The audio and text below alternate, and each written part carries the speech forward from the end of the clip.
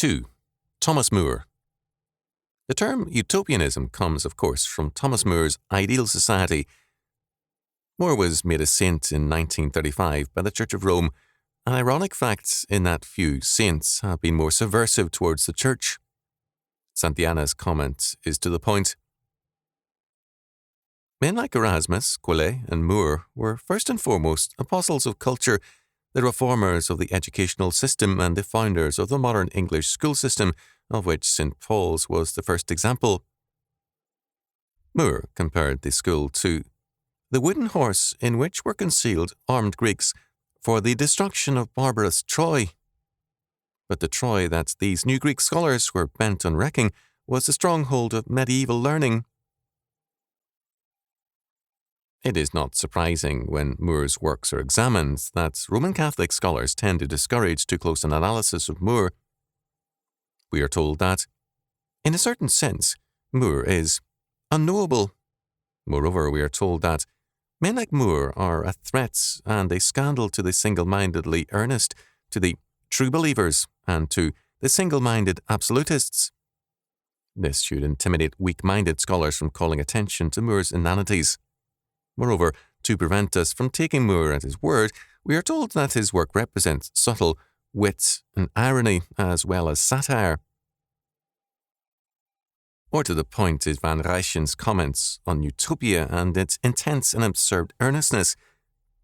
One is amazed that the pen of Moore, noted for its spirited wit, did not drop from his hand from sheer tediousness. Moore's utopia was also dishonest. The book is devoted to a passionate plea for the abolition of private property and the adoption of communism. The book, however, concludes with a vague disclaimer of this position. In brief, Moore wanted the liberty to preach a doctrine without any penalty, in case such should ensue. Moore's quote-unquote wit is not in evidence in his writings. It was often remarkable in his speech. His death was noble and truly heroic, but at this point we must agree with Green. His death was a heroic gesture in defence of the autonomy of conscience. Precisely, Moore died as the authentic humanist quote-unquote saint rather than as a Christian martyr. Moore's utopia is clearly anti-Christian as well as hostile to the Church. For Moore, the normative is derived not from God, but from nature. In Utopia, they define virtue to be a life ordered according to nature. The phrase is derived from Cicero's De Finibus, Book 4. But the nature Moore has in mind is not the nature the Romantics later had in mind.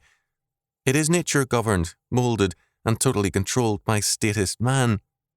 Manuel's analysis is to the point. The order of happiness is within human capacity, but it is not innate. Thus, utopian man is not natural. He has been fashioned by institutions, but the result is not unnatural, since the founders of Utopia utilized benign instincts and repressed harmful ones through education and the dictates of the law. In contrast to our contemporary absorption with the problem as a major source of dolorous psychic disturbance, the utopian conception of repression envisages a process that is neither very painful nor very complicated. As a consequence, the social environment in which every newborn utopian first sees the day is uniformly pleasurable, and his whole existence will be passed in the same mild emotional climate. Tranquility is the highest good. Since only moderate pleasures are deemed to be pleasures at all, there is nothing to disrupt the order of calm felicity once it has been instituted, as long as the world endures. Moore's utopia is not even subject to the natural decay that Plato considered inevitable for his republic. Moore was thus a very modern figure. His God and nature was the state, man's recreator, preserver, and providence. Moore absorbed man into a totally immanent one, the state. Thus, unity was for him the supreme virtue, and serenity in that oneness. His utopia was a communist regime in which man was manipulated into place, and the thought of any division in terms of religious faith was anathema. In terms of this, Moore's hatred of anything that made for separatism was intense. Himself hungry for wealth, he hated wealth in others. In his Utopia, he wrote of gold, "But they make chamber pots and other common vessels for both their dining halls and homes out of gold and silver." From this passage, Lenin derived his famous idea of using gold to build public urinals in the Marxist Utopia. But what of Moore's own death for autonomy of conscience?